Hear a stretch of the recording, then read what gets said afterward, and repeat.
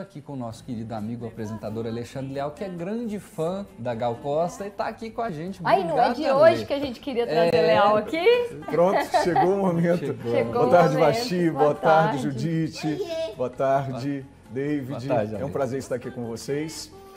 Léo, você é fã mesmo, assim? Sou. A gente pode intitular Fiquei fã na década de 80, não vou entregar a minha idade.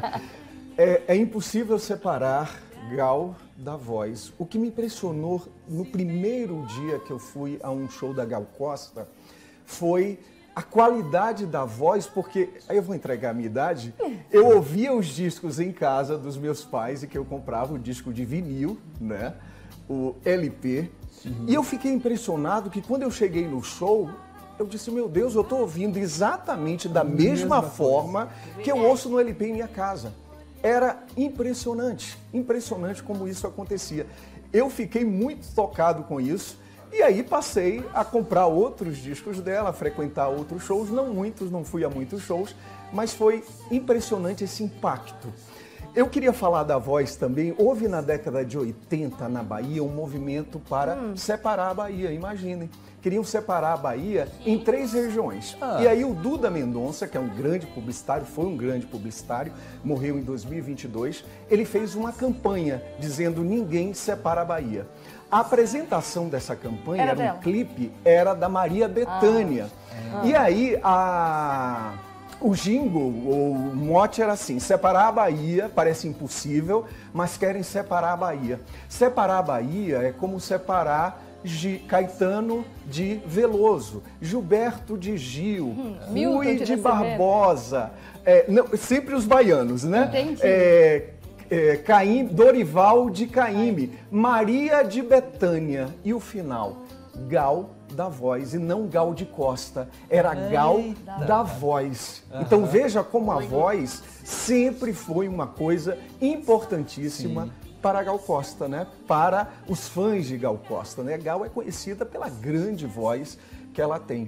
Ela lançou o primeiro CD, se eu não me engano, em 69, mas ela já tinha tido participação com Caetano num disco Domingo. Era ainda uma capa em preto e branco, né? E como vocês lembraram bem, em 2018 ela lança um disco com a Marília Mendonça, se aproximando assim de um público mais moderno, vamos dizer assim. Na verdade, em 2011, com Recanto, músicas inéditas do Caetano Veloso, já foi uma espécie de força do Caetano Veloso para que ela se aproximasse de um público mais jovem. Porque aquela geração que era fã dela desde 1960, 75, já estava um pouco mais envelhecida. Então queriam aproximar a Gal Costa de um público mais jovem.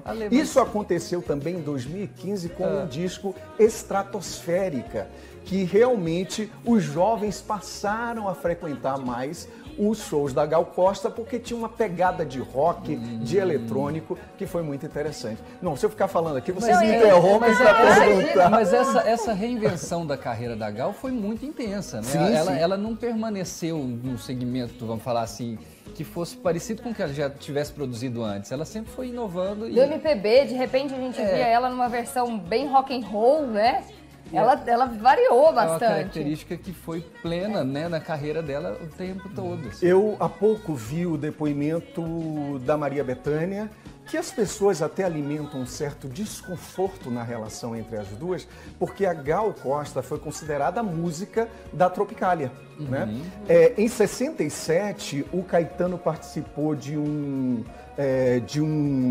festival de música, deixa eu ver se eu vejo aqui, porque um festival de música. E ele fez isso lá na década em 1968. E ele fez um grande discurso, porque as pessoas começaram a vaiar ele, os jovens, e ele disse, se vocês entendem de estética como vocês entendem de política, vocês estão F, né? E isso virou icônico na vida do Caetano, porque foi um grande... E foi aí que nasceu a Tropicália. Em 60, a Tropicália foi neste momento. Né? Ele e Gil cantaram e quando a plateia começou a vaiar, ele fez esse discurso que entrou para a história. Né? Em 68, eles lançam o Pan et Circenses, que é o grande começo da revolução tropicalista, a revolução da música brasileira, que estava lá Gil, Caetano, Gal Costa e os Mutantes, Rita Lee.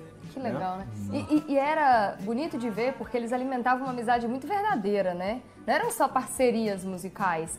Tem uma curiosidade, não sei se você sabe, Leal, também da vida pessoal, porque aqui a gente também vai para esse lado, né?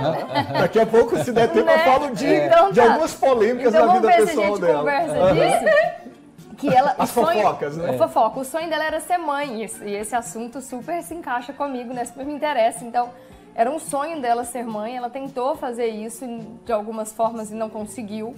E aí ela tinha um plano com o Milton Nascimento, de que os dois fariam um bom filho. Então existiu ali uma vontade... Não, eu não conhecia essa história. Né? Eles diziam assim, poxa, pelas vozes, entendeu? Eles juntaram assim, bom, nosso filho vai ter uma voz bonita, então quem sabe? E ela tava... ela nunca teve... Certo, não. Vai vir engenheiro, vai vir advogado. No final não... certo. Esses planos. E não deu mesmo, porque eles não chegaram às vias de fato.